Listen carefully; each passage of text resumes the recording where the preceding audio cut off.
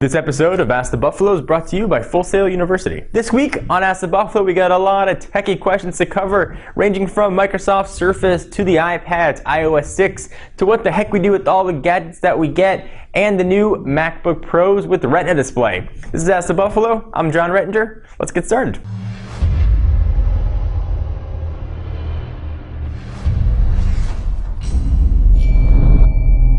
IW1234 asks, John, I'm thinking about getting a new iPad, or should I wait and get a Microsoft Surface? So that one's a little bit of a tricky question. The Windows RT version is going to be coming out in October or November, again at an unknown price point, presumably though around tablet-ish, so looking at around, let's say, $500 to $600. The Windows Pro version is going to be packing i5, presumably more RAM, more hard drive space. It's going to be coming at some time in the future. So let's say RT comes October, November, looking maybe December, January for that version. When you start getting now into January, February of 2013, you're kind of tiptoeing into iPad 4 or new iPad territory. So the answer is, I don't really know what to tell you. It depends on your budget or what you're looking for. If you want a tablet that's going to do very full functional activities that can run Photoshop, that you can run a full desktop suite of applications, then you might want to wait for the Surface, especially if you're not so price conscious.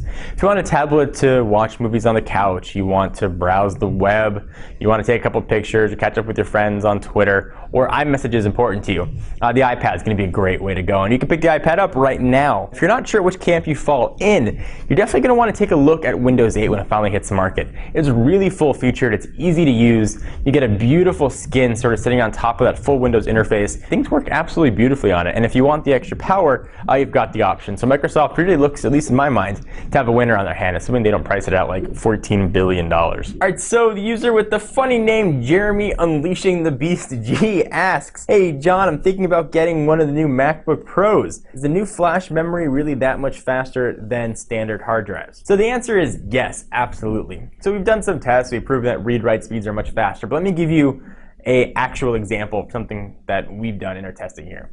I've got at the office that I use for my primary editing machine, one of the top spec iMacs without the solid state drive.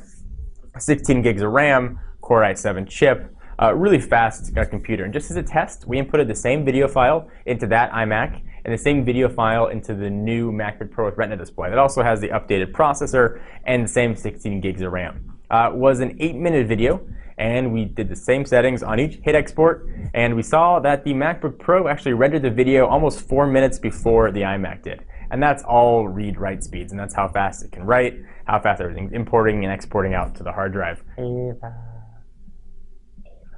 hey, you're in the video. You're gonna be famous. Wag your tail if you agree. You wanna be on TV? Semi Chamdasani. I'm sorry that I massacred your name. Are you rich, John? You get all these products and unbox them. You also give a lot of giveaways. You must be a billionaire. I wish I was a billionaire. My wife also probably wishes I was a billionaire. Not the case.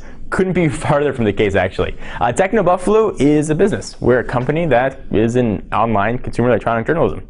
And as such, we get certain products that companies send us to review, to check out, and companies that sponsor some of our giveaways. So we're working with NVIDIA now for the Tegra Tuesdays. The phones that we have, we get a look at, we get a test, and then we send back to the company. So we don't buy all the stuff that you see. Some stuff we do buy, especially when it comes to video games. Those we'll go out and purchase, so there aren't any sort of strings attached with the reviews. I wish I was a billionaire. I'm working hard, and it would be awesome, but probably never ever going to happen, unfortunately.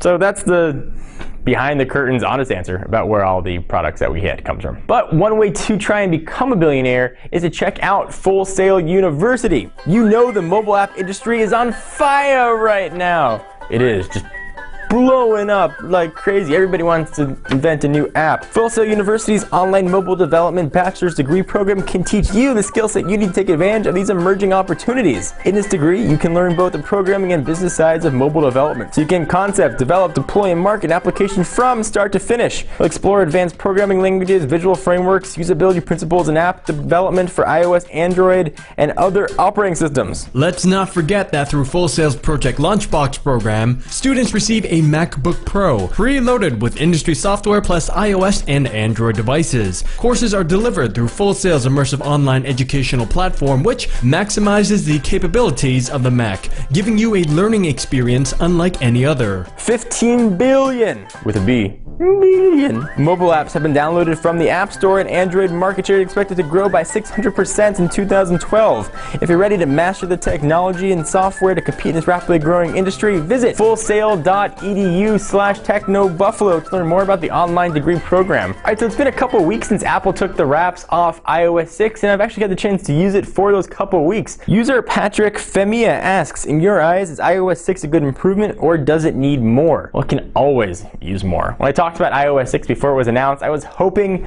for something new in some unique way to quickly look at information, whether it was widgets or live tiles, and I didn't get that. So I would love to see that aspect somehow integrated into future operating systems that Apple deploys, so iOS 7. Some things that I really liked that I didn't think I was going to use at all is the Do Not Disturb feature. So you go ahead and flip that on, and callers or text messages, emails aren't going to buzz all throughout the night or whatever time you choose to set. I'm always worried that if there's an emergency that my phone wouldn't ring. I turn it off at night because I get emails always coming. So the fact that I can do that now has actually been a huge help. And you can set it too, so if someone calls twice in 3 minutes from the same number, it'll ring through. Anybody from your favorites calls, it'll ring through. It's actually been a really surprisingly useful feature for me. I haven't had a chance to really use Passbook all that much. It doesn't seem overly useful yet because the iPhone doesn't presumably yet have NFC, but it has been kind of nice to have. I've been posting stuff from Facebook directly built in. The Maps application is still probably generations away from being as good as Google Maps. What is good though is turn-by-turn navigation actually works very, very well. So some good, some bad. A lot of improvement though still to be made in iOS to finally compete not only with what Android's doing, but now what Windows Phone 8 is going to be doing. So Apple really has to stay on their game to maintain their edge in the mobile operating system industry. Hope you guys enjoyed this episode of Ask the Buffalo. I'm your host, John Rettinger. Thank you for watching. Be sure to check out technobuffalo.com for all of your tech news, and I'll see you guys in the next video. Bye-bye.